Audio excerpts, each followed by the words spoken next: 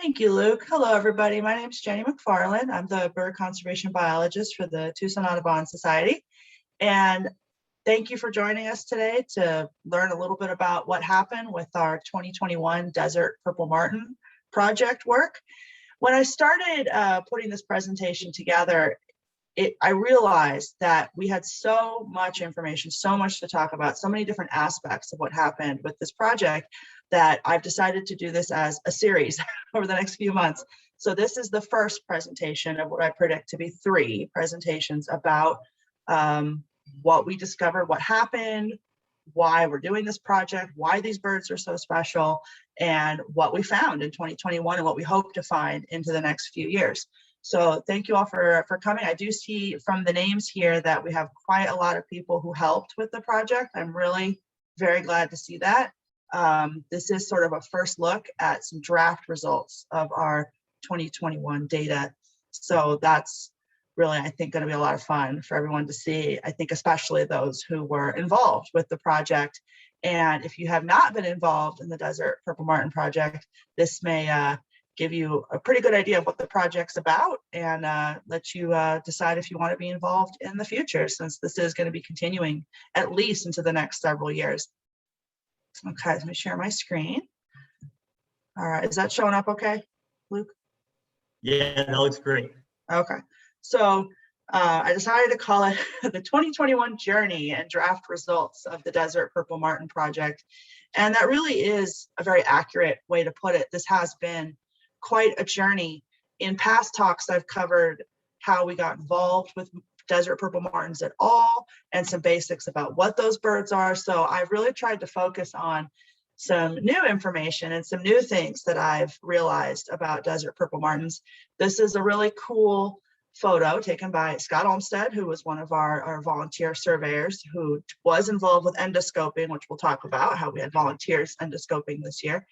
And I thought this is one of my favorite photos I saw from this season. Really, really pretty photo of a resplendent adult male, all shiny blue and black, sitting atop his saguaro, guarding a saguaro. Okay. So where we are, I want to orient everybody, since we may have some viewers who haven't spent a whole lot of time in Arizona and probably not a whole lot of time in Southern Arizona in the summer. It can be quite difficult with temperatures and all that, but it is absolutely beautiful. The Sonoran Desert is fantastic, gorgeous habitat. I personally, I've been here at Tucson Audubon for 10 years now, and I had not spent all that much time surveying in Sonoran Desert until the last 2 years. We had, of course, but we had mostly been in riparian zones and Sky Island mountain ranges, which are really important habitats full of priority bird species, but we hadn't been that much in the Sonoran Desert.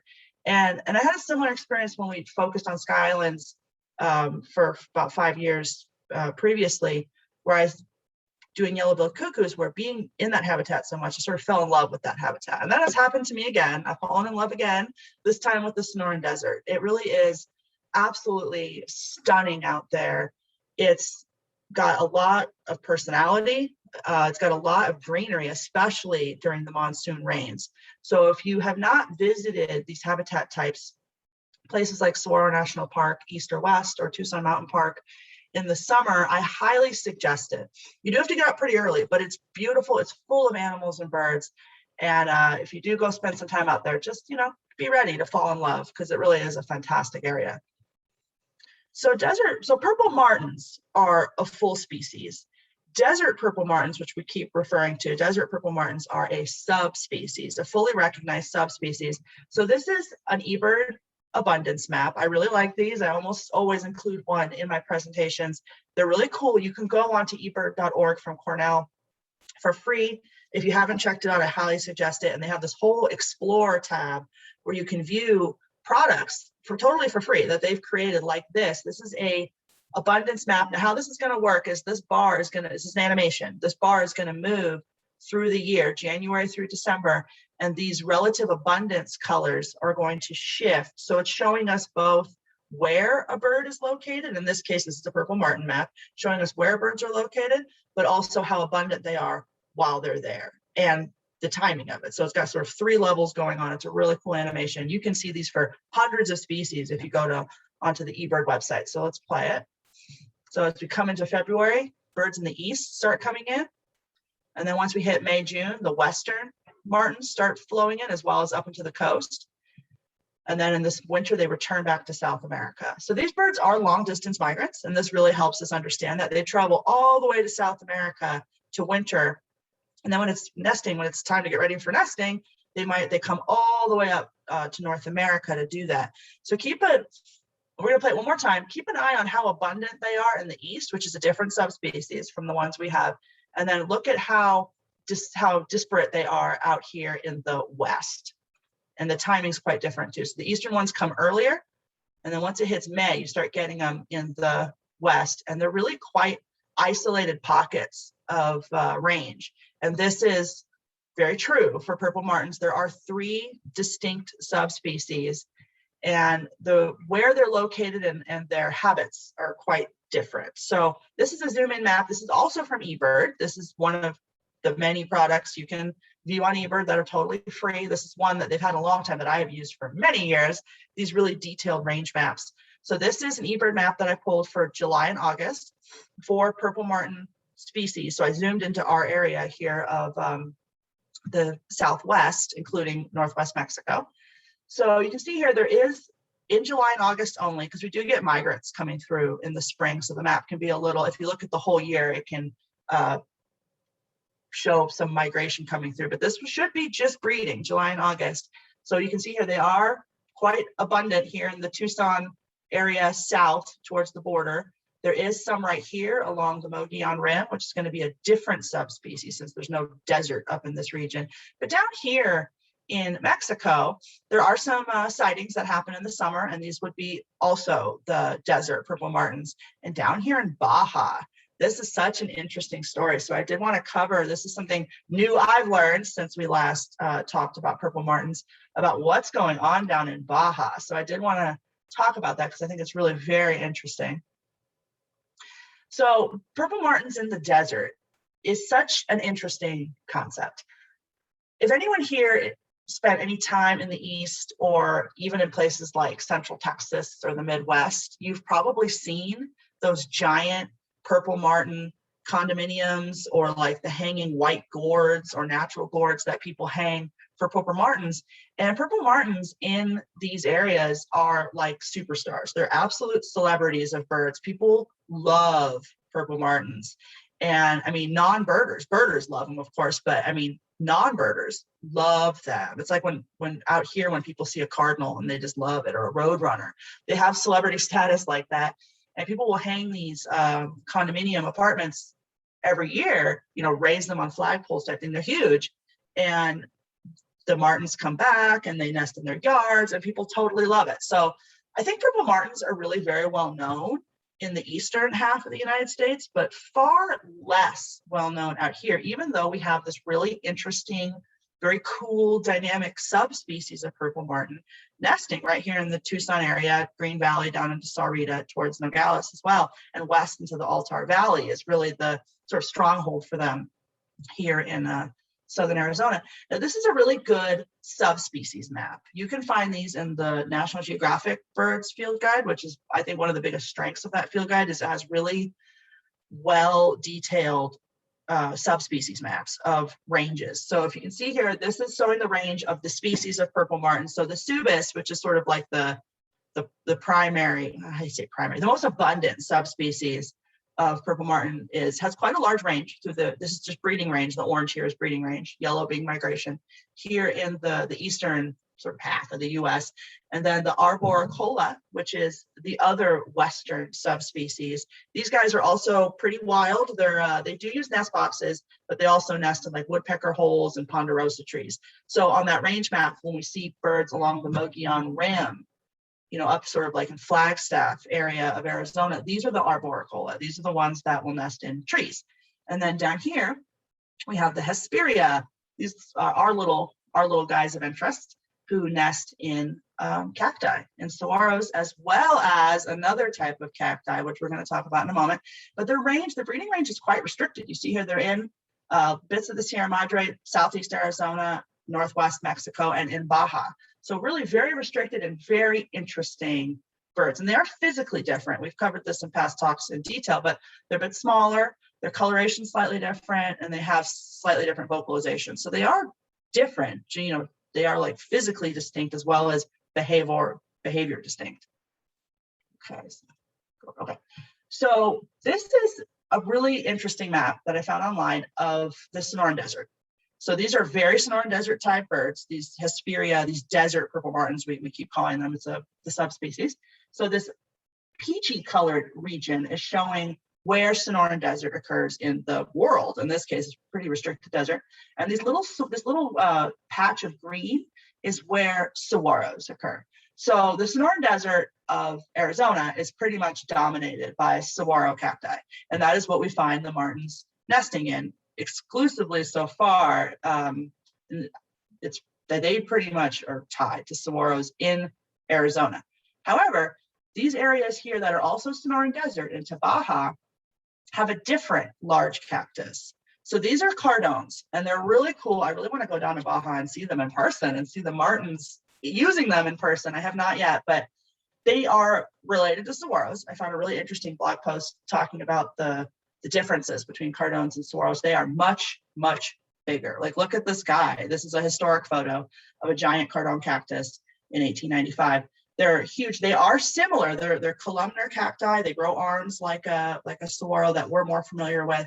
They're incredibly closely related, but they do look a little bit different. So the ridges are more sort of spaced. They're not as tight as on our saguaros. And the flowers also look a bit different, but similar. They're reminiscent of saguaros for sure. You can tell they're related, but very interesting cactus that is huge, and it looks more like a saguaro if a saguaro merged with a tree, where it has like this big trunk at the base and then all these cool columns coming up. So they're quite large, and they also get woodpeckers that dig holes in them, which will look very familiar to us, things that look very much like Gila woodpecker and flickers that drill holes into these cacti, and then martins will nest in them. And just like we see up here, so these are the same subspecies. These are also desert purple martins. And when I looked into historical records, I thought this was so interesting. I've been doing a lot of research on purple martins the last 2 years. So as I find out new things, I'm going to share it with you guys over our series. I found this original description of when the Hesperia subspecies was proposed as a separate subspecies, and all the work that they did on it, these original, these old-timey ornithologists, all the work they did happened in Baja, happened among the cardones, not in Arizona among the saguaros. So it's really interesting. So the original descriptions of the separate subspecies, pitching them as something that should be recognized as a separate subspecies, which did work, happened in Baja. So I thought that was just so interesting. So as I get more information about this, I'll definitely share it with you guys, but it has this lovely historical context of these same martins that we get to enjoy in the summer of the Tucson area occur as well in Baja and also Northwest Mexico in saguaros. Really cool. So this project is in year 2, and it has been really an amazing experience. We've had to innovate a lot of new procedures and equipment uses and try to figure out how to look at purple martins that are not in nest boxes, but in giant cacti. So we are literally surveying among giants, and it's been really fun. It's been challenging, but also a lot of fun. So here's a photo, here's a little moving GIF on the left here of Olia Phillips, who works at Tucson Audubon and helped tremendously with this project. Olia using a very, very long telescoping pole with a wireless endoscope camera on the end of it, attached to the end, to look inside of a nesting cavity. And then of course the martin swoops in to see what's going on. This is what we had issues of, really trying not to disturb the desert, be aware of the dangers of the desert, such as thorns. But we were really careful too about cryptobiotic soil and not smushing it. The martins themselves go pretty nuts when you take a giant pole and start looking into their nesting hole. So that's always something that's distracting and happening, and also fascinating while you're out there trying to survey. So this is a good swarm photo of martins just absolutely losing their minds. Now they are very, they're obviously very colonial in the East, where they nest in those really, really tight, almost like apartment complexes with lots of nesting compartments within one structure. But we found them to be very colonial out here too. And this is something I want to cover. This is one thing I thought, oh, I have too much already. I'm going to table that for our next video. But how the distance between nesting saguaros is really interesting. So we'll talk about that in the future. But they are colonial as well. And this was known about them to be loosely colonial. And when one makes an alarm call, when a human has a pole and an endoscope trying to look in their hole, or when a kestrel flies by, we saw this, or ravens, all their buddies, them do an alarm call, and the neighboring martins all come together to try to neutralize that threat together. So it's really interesting and a little distracting when you have a giant pole in the desert and you're trying to look inside. So here's the view of the endoscope of me way down on the ground. These things get up pretty darn high, up to 20, 25, 30 feet. These poles can reach, and trying to look inside saguaros. Now, we are on year 2 of this project, and we have had some really interesting differences between year 1 and year 2. And this is the other theme I wrote down, is our next video is looking at the specific differences in our data between the 2 years, because boy, were the conditions different. So year 1 was in 2020, the summer of 2020, which if you spent any time in Arizona in the summer of 2020, you know how crazy it was for a lot of reasons. But one of the most regionally specific reasons it was so nuts was the rainfall. It was incredibly low. This is a really cool map that I got from U of A. If you go to the U of A Cooperative Extension, sort of their website, they have really cool maps that you can pull for free showing monsoonal rainfall. They have all sorts of stuff, but they have this really interesting section of monsoonal rainfall. And what this map is showing us, so here's Arizona as well as New Mexico and a little bit of Texas. So these are sort of the monsoonal zone of southwest United States. And it's showing us that anything that is white is at about 100% of the average amount of monsoonal rainfall. And as you go darker brown, you're getting closer to 0. So everything that's real brown means it's quite below the average amount of rainfall. And the darker brown means it's extremely low compared to the average. So it's a really cool visual map. So we got some rain here in sort of the Tucson, Sierra Vista region. Sierra Vista especially had some rain in 2020 in the monsoon, but everything else was just shockingly low. And then the winter rains were very low too, and it made conditions quite desperate. And I think we have already identified some differences to year 2. So this is the same map concept from the same source showing 2021 monsoonal rain. So this is going in the opposite direction. Anything that's white is about 100% of normal. So a very sort of spot on normal monsoon year. And as you get into green, you're at 200%. And as you get into blue, you're at 300%. So 3 times the normal amount of rainfall. Phoenix got absolutely 3 times what's normal for them. And we had areas that were close to 300%, and the whole area was about 200%. So the Tucson sort of south. So in terms of monsoon rainfall, the 2 years could not have been more different. 2020 was hugely below average, and 2021 was way above average. So it was really interesting differences to look at in terms of conditions, since these birds are primarily insect eaters as adults, but also they need tons of insects to feed the young as well. And they do tend to hunt things like dragonflies and damselflies, so their favorite. That monsoonal rainfall is hugely important to them having enough food for their young. So we had other differences too, in terms of our abilities as well as our the extent of our project. So year 1 in 2020, we were really trying to figure it out. Oli and I were kind of out there in the desert with poles and scopes trying to figure this out. And by the end of the season, we really had gotten the hang of it, of how to look inside a saguaro and see what's going on. But and we had tons of help from members and volunteers identifying, finding saguaros, keeping track and recording the qualities that they could, like the orientation of the nesting cavity hole, the height of the saguaro, behavior that the martins were doing outside of the saguaro. We had tons of great help in 2020 and got a lot of really good data. It was a wonderful pilot initial year. I thought it went super well, really, really well. And we had a lot of saguaros that we found, that we identified as nesting saguaros. And that was really great. But we were still learning, and some of the data didn't always get collected on all the saguaros. So we didn't have as much data last year as we did this year. We had tremendously more data this year, which is also a big difference between year 1 and year 2.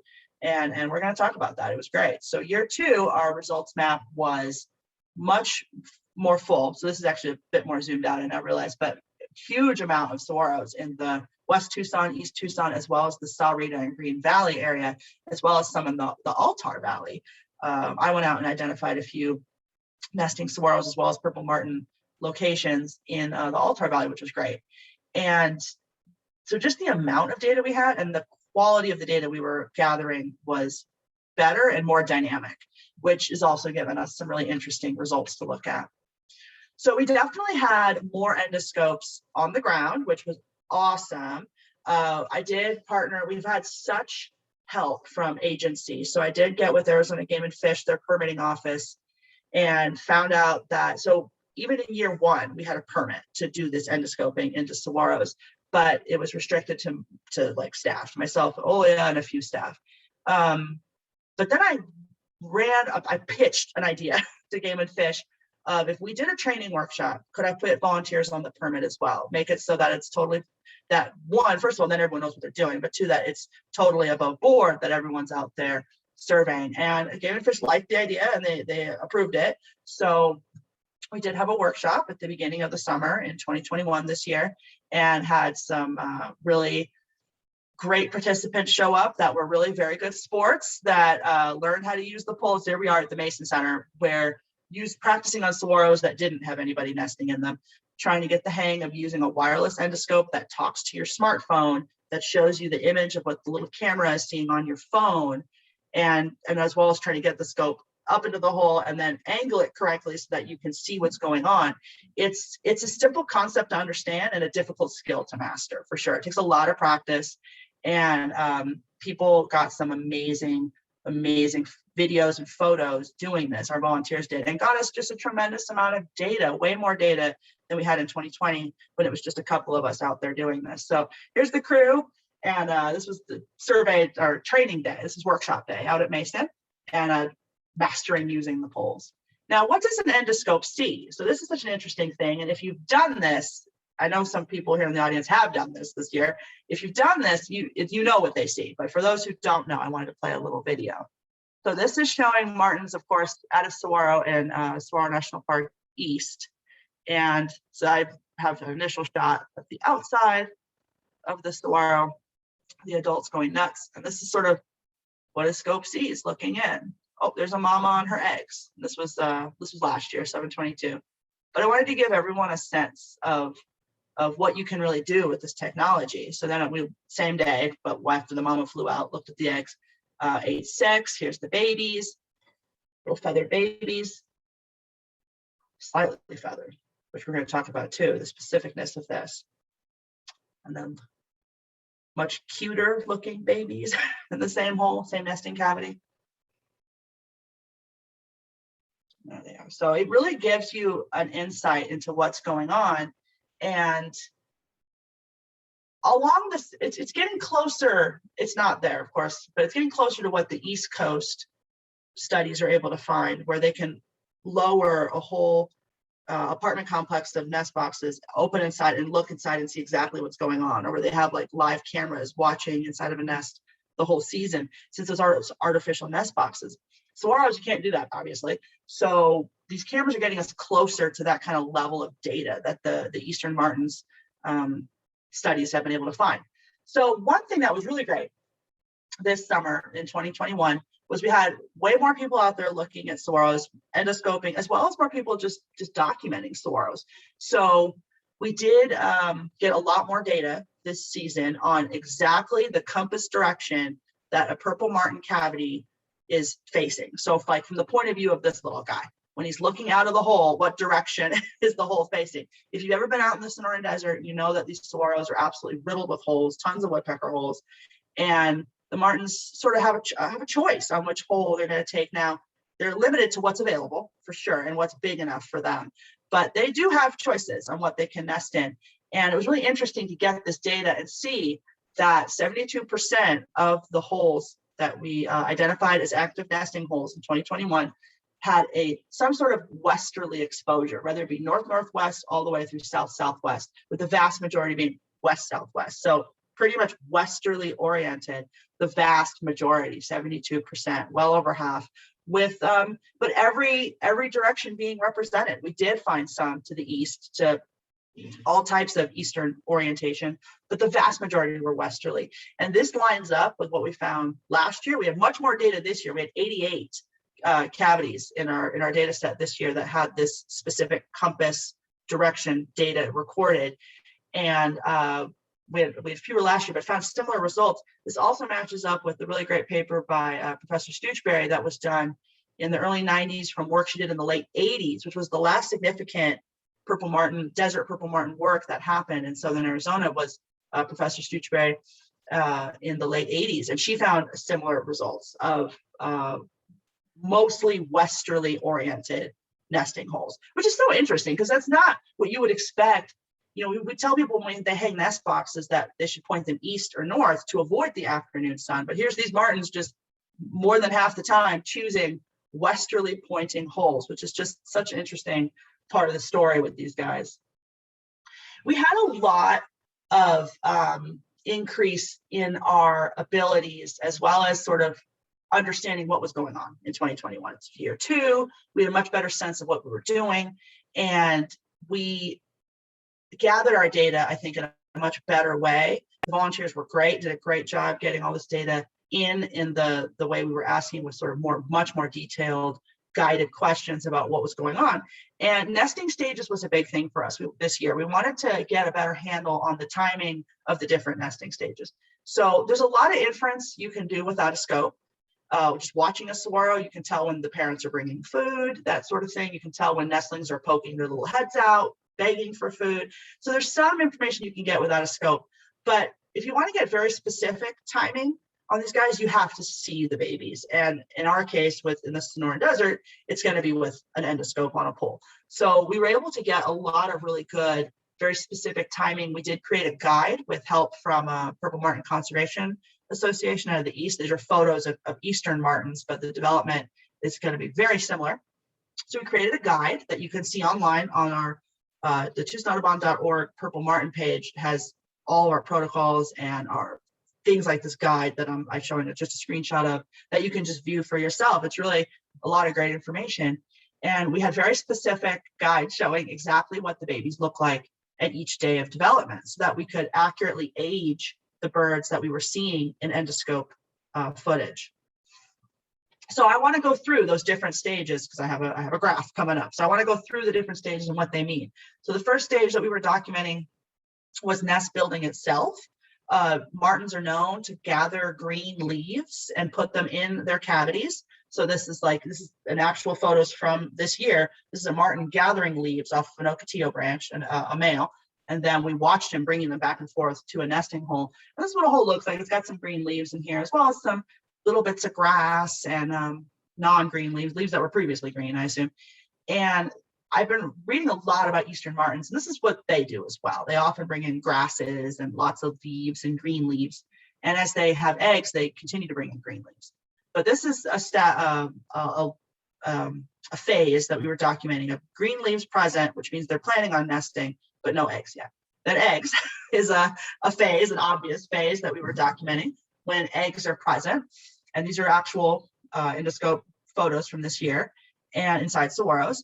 And the eggs, typically, they incubate them for 15 to 18 days, which is quite a long period of time in the grand scheme of things, considering this breeding season wraps up within about 2 months, 2.5 months maybe. So we were finding eggs quite a lot, because I think they're at that phase for quite a long amount of time. So we got lots of great photos of nests with eggs in them. And also you can see here the green leaves. They continue to bring green leaves, which is also typical of the eastern martins. And then we have this next phase you could record of chicks day 1 through 5, featherless, transparent skin. And these are some examples of that. These little pinky chicks with pretty much no feathers on their bodies at all yet, and their eyes are still closed. And then chicks age 6 to 9, feather sheaths emerging. So this is the thing that that happens with a lot of young birds, where they'll grow this sheath. It looks almost like a really thick hair. And then as they develop a little bit, that sheath will kind of crack open and it's full of feathers. So like when a magician has a wand and then the flowers come out, it's a bit like that, where it's sort of, they poof out from a sheath. So these are a classic photo from our study this year showing sheaths. So they look like these really thick hairs. This is a nest that has 3 babies, 2 that are older than this little pink one with sheaths coming in on his wings. But it's these older ones I'm talking about here, where you have these sort of real thick hairs almost that are gonna burst into feathers. Then the next phase is ages, 10 days old to 14 days old, where the feathers are bursting from the sheaths, where that happens, where they poof out of those sheaths. And these birds are having that happen down here on their bodies, where it's starting to open up into actual feathers. Chicks day 15 to 19, feathered but scraggly. So they're quite scraggly looking, but the feathers, all the sheaths have opened, and they look like starting to look like little feathered birds now. And then chicks day 20 to 26, fully feathered. And this is where they look like cute little purple martins hanging out inside of the cavity here, waiting to be fed. Well, they're always waiting to be fed, but this is when they start really jumping out, asking to be fed, poking their little heads out of the holes. And then, of course, fledglings, when the birds come out of the saguaros, but they're still very dependent on their parents. They're learning about life and what's going on. It's a great photo from Keith Stockross, who's one of our volunteers helping this year. Got this wonderful photo of 3 juveniles, 3 fledglings sitting on the saguaro, either very close to where they nested or maybe even within the saguaro, and daddy bringing in some food. And they're very, very ready for it. This is a photo I got of some fledglings. I found 4 fledglings hanging out on a power line, a power pole near a big patch of saguaros, where I assume they nested, and I documented as an area to check next year. But fledglings just hanging out. And when mama flew in, they all did the same thing, opening their mouths. It's pretty cool. So fledglings is the north part of the state. Now this graph, the reason I went through all those, what these different phases look like, because there's a lot of dense information in this chart. We did have 111 sort of samples here of actual visits that were very specific using endoscopes, where we could actually pin down the exact, or in some cases like fledglings, you don't need an endoscope, but where we could pin down exactly the phase, most of this using endoscopes. So, and this is really interesting. So what this is showing here is this is the date. So the first date that we had observations was 6/26 of this year, all the way through 9/4, so September 4.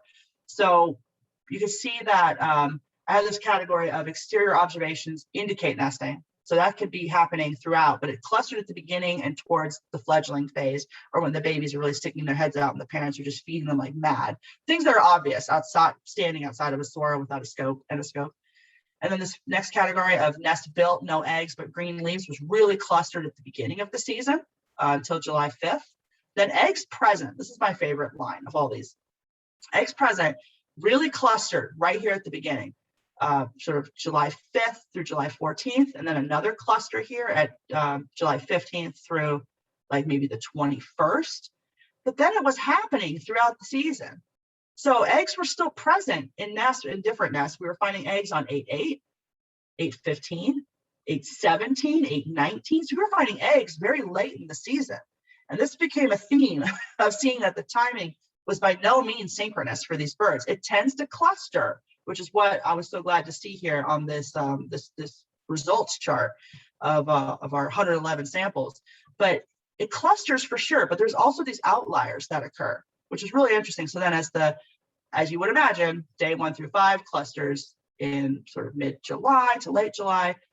Chicks age 6 to 9 days clusters, and kind of again here a little bit later in July. And then it's kind of moves forward as you would expect. They could develop more as time goes on. So a really interesting chart. This are draft results. We're going to maybe be adding a little more data to this. We're waiting on some of our last data to come in. We'll add a little more data to this, and I'll share this again on our next in the series. But this is a preliminary look, and you can see I was so interested in how well this data clumped, as well as how well it didn't. The fact that you have these outlier occurrences of eggs being laid much later in the season. So one of the things I really wanted to do this year was document 2 nests in a single saguaro. In Bridget Stoochberry's paper from the early 90s, she was not able to document any instance of 2 nests within a single saguaro. Now, she did all of her work pretty much exclusively in Saguaro National Park, east and west, I think mostly west, as well as Tucson Mountain Park.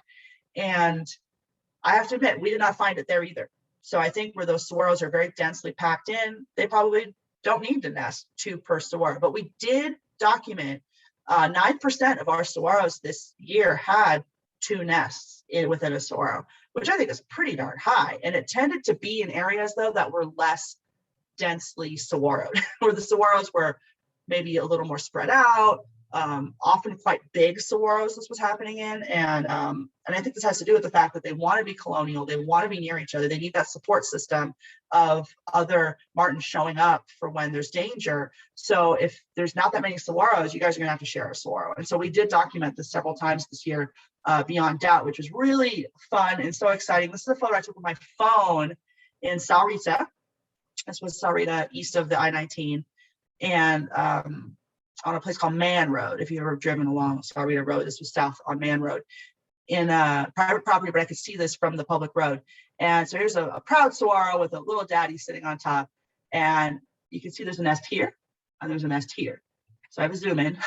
You can see here a young sticking his head out begging, as well as here, a young sticking its head out and begging. So 2 active saguaros that could have been documented without the use of a scope, since these babies are literally sort of hanging out of the nest, demanding food.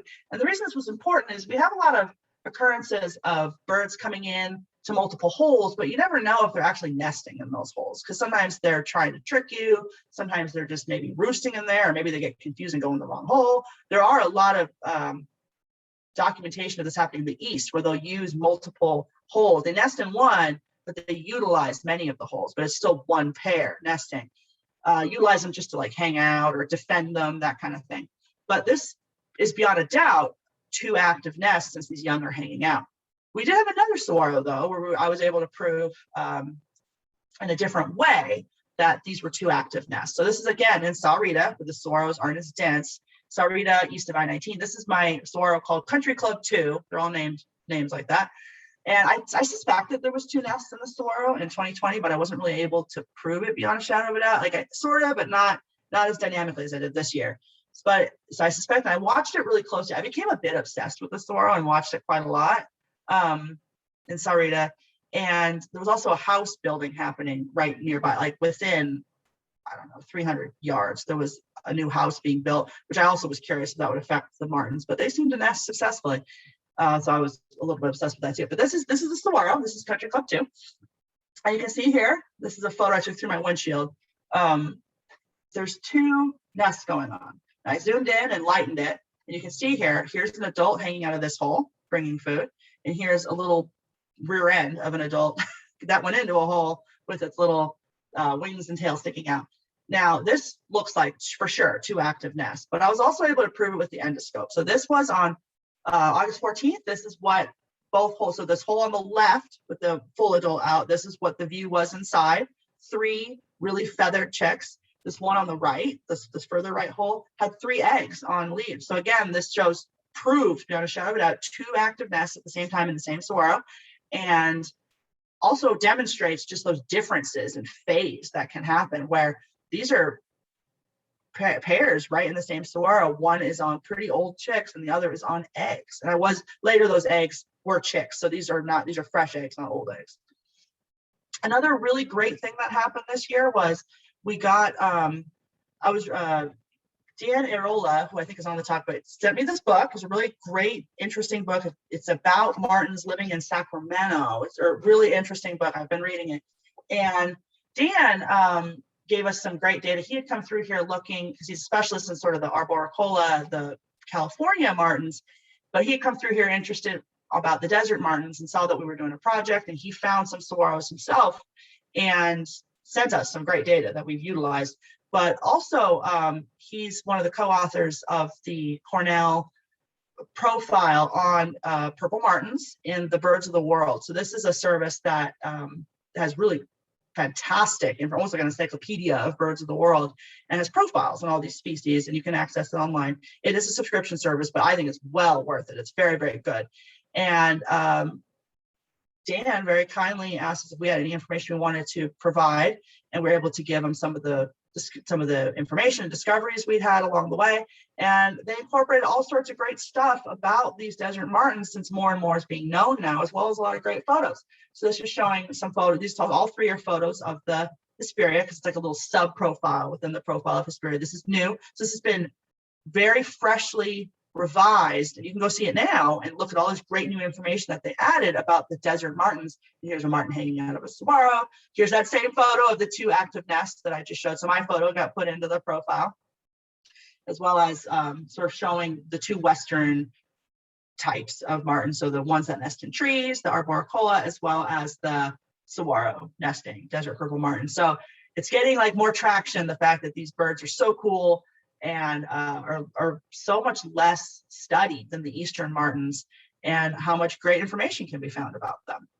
So this season we also had some sound recorders out, and this is something that could be its own talk for sure. So we're still looking at the data. We had sound recorders out in Altar Valley, just trying to figure out where the martins are located, and I put one right near an active saguaro that I knew martins were located to sort of get a sense of the timing when they leave that nesting area. And we'll be analyzing that data this winter, along with a lot of other audio recorder data. And the audio files are the data. So you have to, it takes a bit of effort to analyze it, but well worth it, since it's out there recording when you're not there, getting a lot of great data. And I'm hoping to get some timing information, as well as really interesting, perhaps vocalizations that were captured. I heard this great, really interesting alarm call several times this season. And hopefully we got that on a recording. Just really interesting aspect of the work we did this year that will be covered extensively in a future talk in this series. We also did work with eye buttons this season. This is the first time we'd ever done this in this sense. Not the first time we've done it with nest boxes, but the first time we've done them sort of out in the wilds. And eye buttons are these little tiny metal devices. Here's a photo of me holding one. We numbered them all and added some blue color nail polish to try to make them easier to find if we dropped them. But they're little metal devices, and they record in like internal memory temperature as well as humidity. These ones do. And we did a nest box study. So here's Olia with some nest boxes that she very cleverly insulated using foam insulation. So we had some ones that were heavily insulated with foam insulation, as ones that were just bare wood that we put out in the landscape with eye buttons in them all summer to get some data on how the conditions inside differ. We also put eye buttons in saguaros. So, and I'm going to make this its own separate talk, so I don't want to get into this too much, but we did put eye buttons inside of both active nests and a lot of sort of control cavities that were not active nests, a few of which were nests last year in 2020, but were not active in 2021. So we had several types of cavities we were putting them in. And these eye buttons are out there documenting every 15 minutes, taking a reading on the temperature and humidity.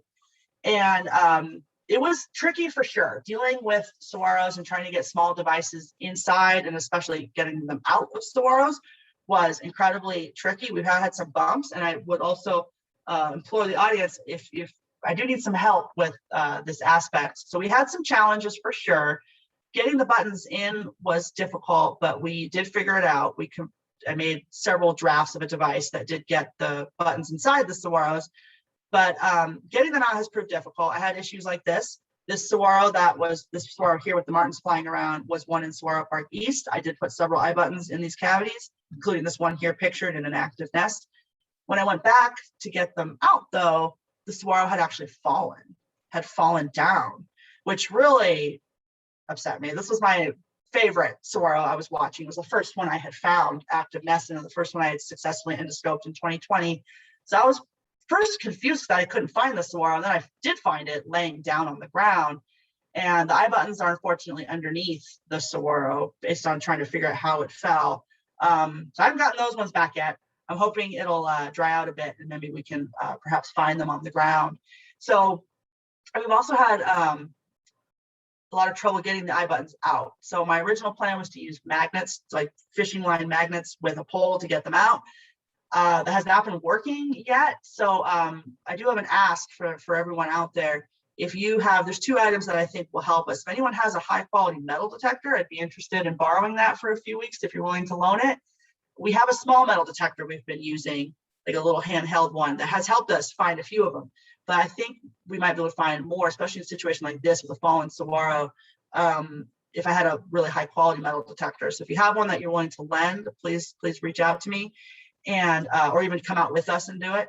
If I also am having trouble getting the ones for the saguaros that didn't fall out, getting the buttons out. So I'm looking for access to a taller ladder. So if you have a ladder that is collapsible, that can get quite tall as an A-frame, I can't use a ladder that's going to lean. I don't want to lean on saguaros. But if you have an A-frame ladder that can go quite tall, please, and you're willing to lend it, please reach out to me as well, because we're still working on this. But once we get those eye buttons back and get the data out, that's going to be a whole separate talk. It's going to be fascinating data. What we've looked at already is fascinating. So we also are working on feathers. This is happening in a lab at Northern Arizona University, one of our partners in this project. And initially we did have a male, this poor male here, who somehow managed to crash into a cholla. Keith Wiggers found this in 2020. We did get it up to the lab this year, and that analysis has been happening. We've heard a little bit of preliminary results, but once we get more information, I'll present that in the series. But it's been really interesting, sort of the initial, we're doing some different, the lab is doing some different work about maybe perhaps heavy metals in the feathers, as well as stable, which would be linked to maybe pesticide problems, especially in South America on the wintering grounds, and doing some stable isotope analysis, which gives us potentially information on the geographical location of where those feathers were grown, since that can lead to more information on something that's unknown about these birds, which is exactly where they winter. This isn't known. And then we're looking about maybe using museum specimens, but if you find dead martins out in the desert, or if you find one this fall, or if you maybe in a similar situation to this, or if you find them next year, please let us know. I need everyone on the lookout looking for dead martins, because we need more data for this fascinating study. We did a field trip this summer of taking people out to be part of the study. This was associated with the Southeast Arizona Birding Festival, and it worked really well because they weren't using the scopes or anything. Me and Oya were, but because the scopes are wireless and they go to a phone, like the image could be seen on a smartphone, people were all looking on their phones to see what the scope was seeing inside the saguaro. It was really fun. It was really cool. And this is what we saw. This was two saguaros quite near each other. And again, those different phases. One saguaro had quite young chicks, and the other saguaro, less than 50 feet away, had really feathered chicks that were really close to being fledgling age. So it was really fun to get the public more involved. That was very different this year. It was really great. And this is what you guys all looked like from an endoscope from 25 feet up in the air. This is what you all look like out on that field trip. We had some amazing sights along the way. These are just my photos. And if I'm hoping in the future, and maybe the end of this talk, that we'll do Q&A, if anyone else wants to share amazing stories or sights they had out there in the field. I know a lot of volunteers are here on this talk. These are just what I had. I had a tortoise, a really cool desert tortoise I saw in Saguaro East. Flowers were everywhere this because it's such a lovely monsoon, such a heavy monsoon. And of course, sometimes you find little bits of archaeology when you're out there, out in the desert. It's a little bit of pot shard that we did leave where we found it, but that was really fun. I was out there with Keith and Janice Wiggers, and Janice found that. It's really fun. So I do have some sources to acknowledge. I got all these photos are either ones that were taken by volunteers or myself, and a little bit from Flickr with the Tucson Flickr pool. And the video was from our own sources.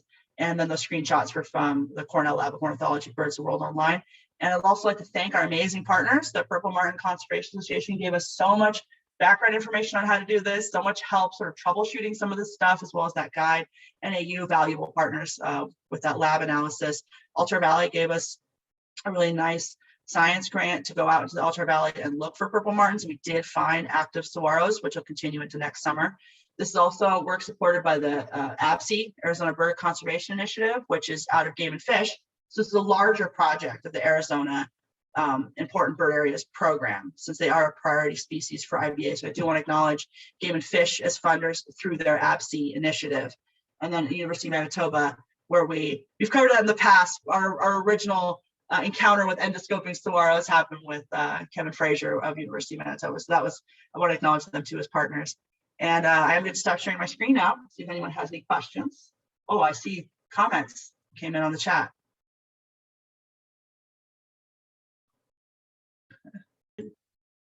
Hey, Jenny. Yeah, we got some good questions. Thanks so much. Always amazing to see what's going on. So I'm just going to go through the questions in order. We'll see how we can do here. For the first question, what is the distribution of directions of woodpecker holes? So that's what I'm actually looking into. Yeah, for sure. I found a paper about where someone did an extensive Gila and flicker woodpecker distribution hole, and they seem pretty even. And I need to look this. It's not right, Jonathan. But Jonathan is. They definitely had them in all directions, like we found, but the distribution may not be even. Go ahead, Jonathan. I see you know this. Yeah. So it is heavily weighted. Sorry, I'm getting a random phone call. Heavily weighted to the west. I don't know if I have ability to share screen or not, Luke. Not yet, but I can give that to you. Hold on. I can just show one quick graphic. The woodpecker hole distribution is pretty analogous to what we're finding being used by the purple. There you markings. Go for it. Okay.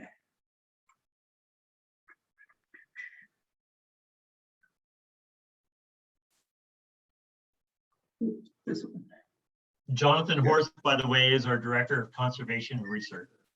Oh, nice. Yeah, see, it looks so similar. You're right, Jonathan, where they do occur in all directions, but so much more heavily to the west. It is at all directions, but it is definitely heavily weighted to the northwest, especially, but also all of the west. So in terms of Joe's question, it is probably not statistically significant in terms of choice versus what's available. Just there's more available to the west. That's great. It's really interesting. All right, so what's our next question, Luke? Yeah, someone asked, do later nesting birds pair normally with second-year males as maybe typically elsewhere? I don't know if you would know that or not, but. Yeah, I don't have that information yet. So I have been researching a lot about the eastern ones, and I know that that's typically, I have read that that's what happens a lot in the east, and we just don't have a level of data detail on, data that's detailed enough on exactly what type of adult males to know that yet. But that's something we can certainly work on for the future. Yeah, and there's a couple of questions about late season egg observations.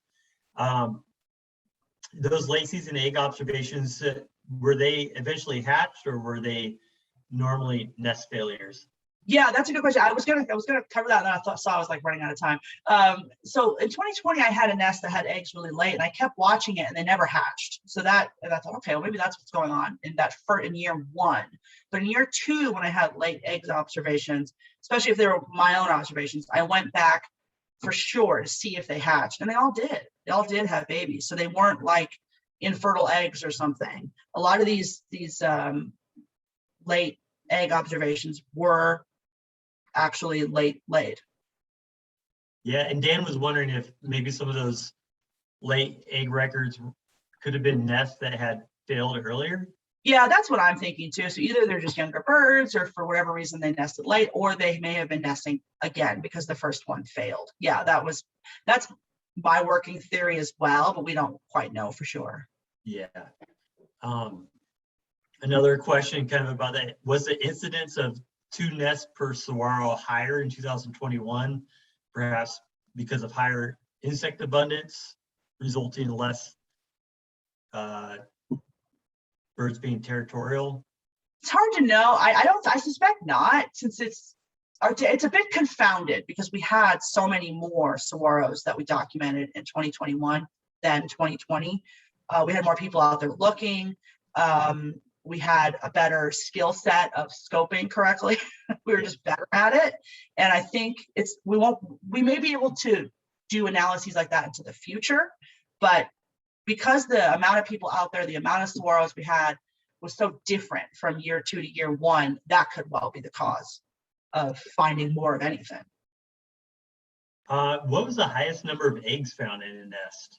So we did have 5. We had 5 multiple times, and I don't think we had anything higher than that. I did have a nest in 2020 that had 7, but that was that nest where they never hatched. So I suspect she just kept laying. So I did have 7 last year, but the highest, and we had it multiple times, was 5 this year.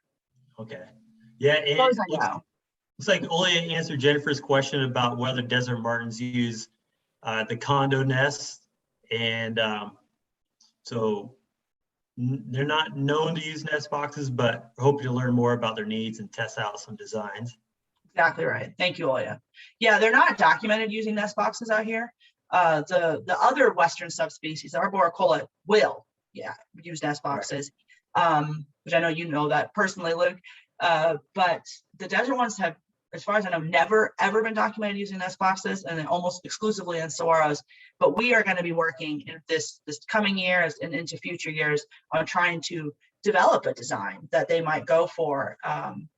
Instead of a saguaro, these saguaro nesting ones. Yeah, and Maria was wondering, a good question, where should we look for the nests? Like out in the desert, in town, like where? That is such a good question.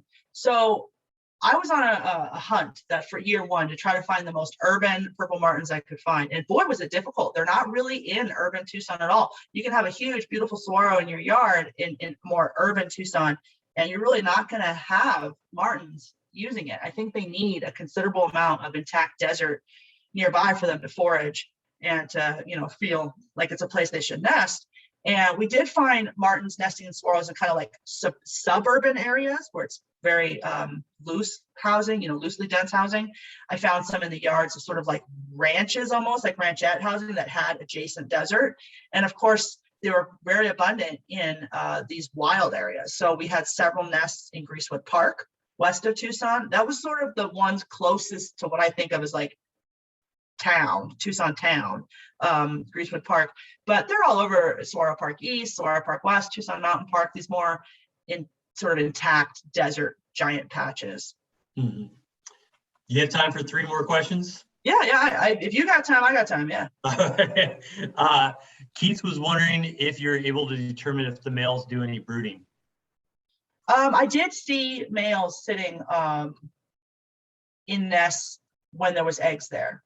So I have to do some more research on the eastern ones, but I think they do both brood. I'm not 100% sure, but brooding means sitting on the eggs. Yeah, actually warming the eggs with their body temperature. I know they're definitely in the cavities when there was eggs, but I don't think I directly observed brooding. But we can look for it's a good question. I'll write that down and I'll make sure we cover that in the next in the series. Joe mentions in the chat, males insulate, but don't incubate. Okay, thank you, Joe. Joe would know. The eastern. That's a good distinction. That's a really good distinction. So they hang out in the nest, but they don't incubate. Okay. That matches pretty much what we saw. We'd see them in the nest with the eggs, the males. Jennifer was wondering if cowbirds ever lay eggs in the desert purple martin nest. Not that we've ever seen, and I haven't seen any documentation of that in the desert ones. Joe may know if it happens in the east. I think they're probably more imperiled by other cavity nesters. Like I know in the east there's been issues, and especially in California too, there's been issues with starlings taking over nesting cavities. We didn't see anything like that here. One thing I did mean to cover though, and then I forgot, and that's during the talk, was we did have an interesting discovery made by a volunteer. This was great too, to have volunteers, more people out there endoscoping, seeing more nests. And one of our volunteers did observe babies with mites on them, little like nest mites, parasitic mites, which is not anything I ever saw. So it was great to have more eyes out there looking, which then gave us some interesting ideas about safety protocols in terms of scopes. Should we be sanitizing scopes between saguaros, that kind of thing? So that was, we did have a parasite issue, but it wasn't with one nest that we documented, but it wasn't cowbirds. It was mites. Yeah. Ew. Yeah, I know. Last question is from Joe. And he asked, what's next for the project? And I know there's a lot that's next for the project. So that's a loaded question, and you touch on a little bit of it, but let's frame it this way. What are you most looking forward to what's next in the project? What you personally, what are you looking forward to? That's a really good question. So you're right. We do have a lot going on, and I did touch on it. There's a lot we want to get a lot more people involved, get more saguaros documented, more data, much bigger data set, do our iButton study again next season, but with a lot of lessons learned from this year. Really looking forward to that. And then I would say we want to be moving towards the idea of utilizing some of this technology of putting location trackers on some martins, since it's not really fully known the route they use to migrate south and then north again, and exactly where they winter. It's suspected, but it hasn't been proven. And that's something that we are planning on working on to get some expert help and get trackers on these birds, and then the next year retrieve them and get information on exactly where they went. So that's what I'm most looking forward to. That'll be amazing. Yeah. Surely there's some exciting news that we could share among friends here, right? I don't think so. I think we're going to do that. We're going to cover that. Stay tuned for exciting news and future talks in the series. Thanks, Joe. Joe's right. There's a lot of exciting news on at least 3 fronts, but none of it that we should share quite yet. Yeah, it's not ready for public consumption yet, but it will be soon. But so know that this project will grow and will be a lot of really fun innovations coming in the future. Yeah. And it really couldn't happen without the foundation that you volunteers made possible. It was so much work on everyone's part to go out there, find these saguaros, people who were just reporting to us where they'd seen martins, giving us leads on, saguaros that they'd seen them nesting in for years, that kind of information. And then people going to the effort to be trained on how to use an endoscope and stagger around the desert early in the morning, trying to see inside of saguaro cavities, which is not a very easy thing to do. We had so much great help, and that really has laid such a strong foundation for us to move into the future, as well as, continue that work with volunteers. Yeah, it's pretty awesome. Thanks to all of you. Special thank you, Jennie, for all that you do, for being a great leader for this project, and looking forward to the next time that we get to hear from you at one of our virtual events. And it's amazing that we can do this virtually and have all of our partners here with us and volunteers from all over the country, and and our Tucson people too. So thank you, Luke. Now, any last words, Jennie? Yeah, I do have one last thing. Is it possible to leave the Zoom open for just a few more minutes? You can start recording, and if people, the talk's pretty much over if anybody needs to go. But since we have volunteers here, I did want to say I am planning on having a Purple Martin online party in the next few months, where we can all come and share our stories and share photos. But I did want to maybe give a chance for anyone in the audience who was a volunteer this year or last year to just share anything that happened, if we have time, and if we can leave the Zoom open for. Yeah, we definitely have time. Okay, so is anyone out there? Because I did email my volunteers that they may have a chance. But does anyone have anything they want to say? I want to give, since you did so much of this work, turn the floor over to you. Let's recognize some volunteers out here. Well, if anyone comes up, but I just wanted to say that it's been so encouraging to see this year's results compared to last year. I had a couple nestling mortalities that I recorded last year. So this year it's been nice to see nice plump nestlings inside. But like my favorite observation has been seeing a fledgling right after leaving the cavity. And so when I came up to the saguaro, I saw like 8 purple martins flying around, kind of centered around this fledgling that was sitting right across from the cavity it was in. So it almost seemed like they were encouraging that fledgling to, fly with them, forage, and learn how to do all the adult things. So I think that was really cool and rewarding. That is really cool. Thank you, Oya. I had some similar experience in 2020 of young being sort of flown with, the fledglings flying with adults. So special. Go ahead, Dan. Oh, well, I'm kind of throwing cold water on some of that, because some of that behavior consists of second-year males who, when the fledgling flies, they attack it. So you have kind of both. You have the adults encouraging the young birds to fly, and then you have the second-year birds, many of whom have not nested that year, who then view that fledgling apparently as a rival, and they attack it, sometimes mercilessly. That's what you've seen in your California martins, Dan. So Dan's yeah. the one who wrote this book, The Life Under the Fast Lane. Really cool, really interesting read about the California martins. Yeah, it's pretty regular and kind of shocking. Takes getting used to, but that's part of what I see happening at my. It's fascinating. Watch for that out here. I'm not surprised that I assumed that it was some magical thing happening, but it's really interesting to know what it actually is. So thank you. Well, the parents are also there defending the, trying to defend the young. So it isn't all bad behavior. That's true. Yeah. Anyone else want to say anything before we go? Well, my volunteers out there, keep in mind that we will, oh, I see, is Keith clapping? Oh, Keith's clapping, okay. So we will be doing a important party among ourselves. So if anyone has photos or anecdotes they want to share, that'll be a great chance to do that. But I want to just close with just thanking all the wonderful partners we have that help make this possible, as well as just all the amazing work that happened from our dedicated volunteers. It was a lot of work, and it's the reason we have so much more data this year. Awesome. Thank you, Jenny. Thanks to all of you. Why don't you take yourself off of mute and give Jenny a verbal thank you, and all of our partners and volunteers a verbal thank you. It's always good to hear it.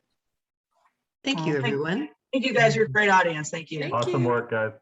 Thank you. Thank you. Thanks a lot. That was great. Thank you. Thanks, Jenny. Thanks, everyone. See you guys later.